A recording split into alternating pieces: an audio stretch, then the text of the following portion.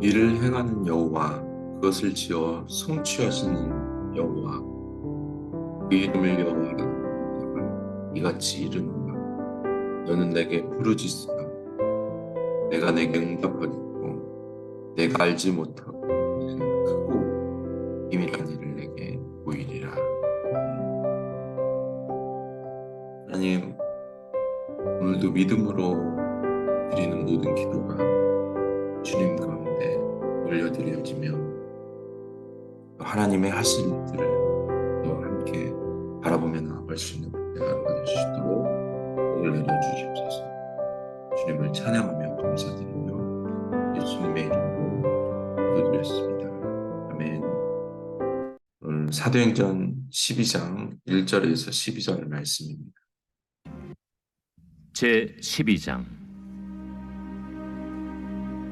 그때 헤롯 왕이 손을 들어 교회 중에서 몇 사람을 해하려 하여 요한의 형제 야고보를 칼로 죽이니 유대인들이 이 일을 기뻐하는 것을 보고 베드로도 잡으려 할세. 때는 무교절 기간이라. 잡음에 옥에 가두어 군인 내식인 네페에게 맡겨지키고 유월절 후에 백성 앞에 끌어내고자 하더라. 이에 베드로는 옥에 갇혔고 교회는 그를 위하여 간절히 하나님께 기도하더라. 헤롯이 잡아내려고 하는 그 전날 밤에 베드로가 두 군인 틈에서 두 쇠사슬에 매어 누워 자는데 파수꾼들이 문 밖에서 옥을 지키더니 호련히 주의 사자가 나타나매 옥 중에 광채가 빛나며 또 베드로의 옆구리를 쳐 깨워 이르되 급히 일어나라. 하니 쇠사슬이 그 손에서 벗어지더라. 띠를 띠고 신을 신으라. 베드로가 그대로 하니 겉옷을 입고 따라오라. 베드로가 나와서 따라갈새 천사가 하는 것이 생시인 줄 알지 못하고 환상을 보는가 하니라.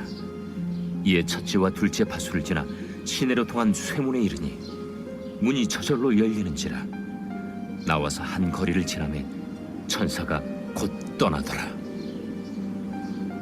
이에 베드로가 정신이 들어 이르되 내가 이제야 참으로 주께서 그의 천사를 보내어 나를 헤롯의 손과 유대 백성의 모든 기대에서 벗어나게 하신 줄 알겠노라. 깨닫고 마가라 하는 요한의 어머니 마리아의 집에 가니 여러 사람이 거기에 모여 기도하고 있더라.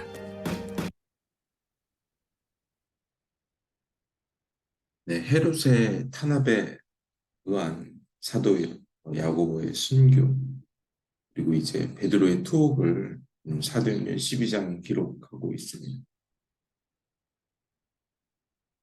이전에 유대 종교 지도자들의 종교적 박해였다면 이제는 헤롯의 정치적 박해로 심각한 박해를 설명하고 있습니다. 예수님의 제자들은 예수님과 함께 지내면서 그들은 늘 그의 나라에서 가장 좋은 자리를 달라고 권력, 지향적인, 이기적인 면모를 보였습니다. 그때 예수님은 너희는 나의 마시는 잔을 마시고 나의 받는 세례를 받으라고 하셨습니다.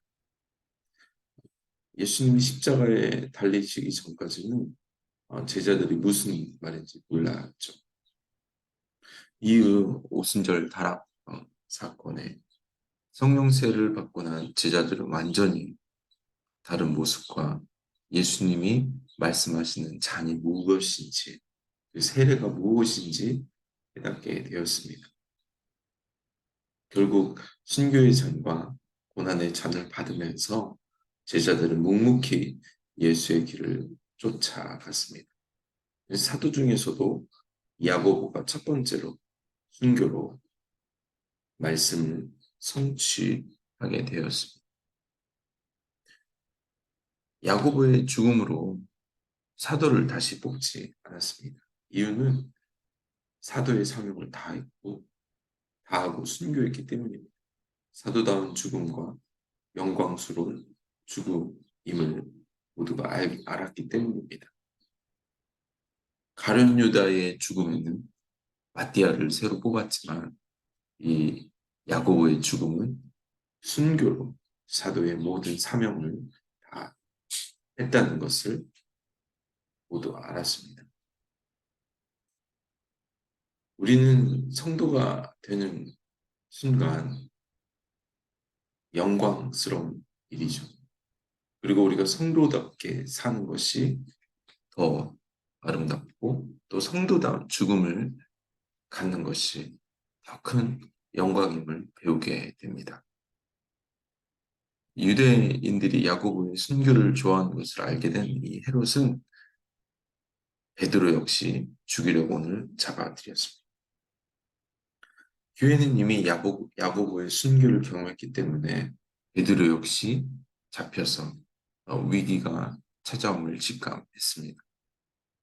그러나 이런 폭력적인 상황에도 교회는 여전히 기도하였습니다. 하나님께 기도하는 것 외에는 아무것도 할 수 없었기 때문입니다. 그러나 끝까지 하나님의 도움을 구하는 기도는 교회 모든 성도들이 간절하였습니다. 우리가 할 수 없어서 기도하는 것 같이 보이지만 그리스도인들은 하나님께 포기하지 않고 기도하는 것.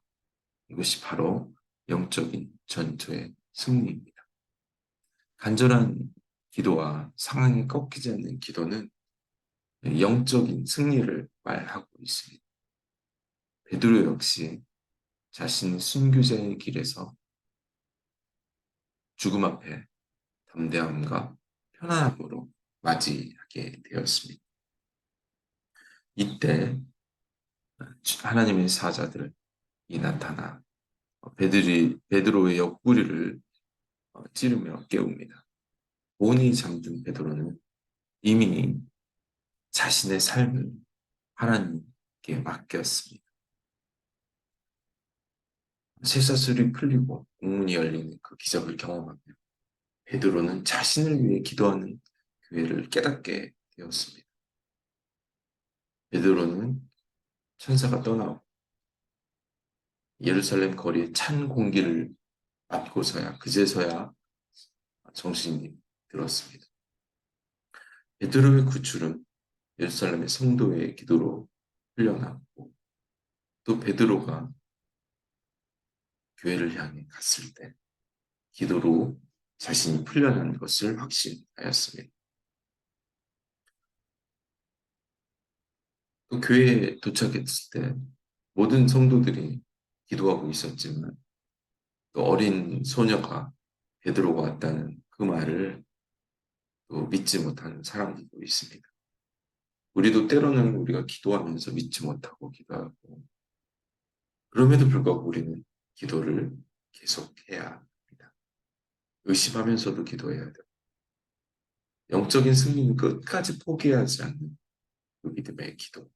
우리가 누리게 될 영광이 포기하지 않는 기도이기 때문입니다.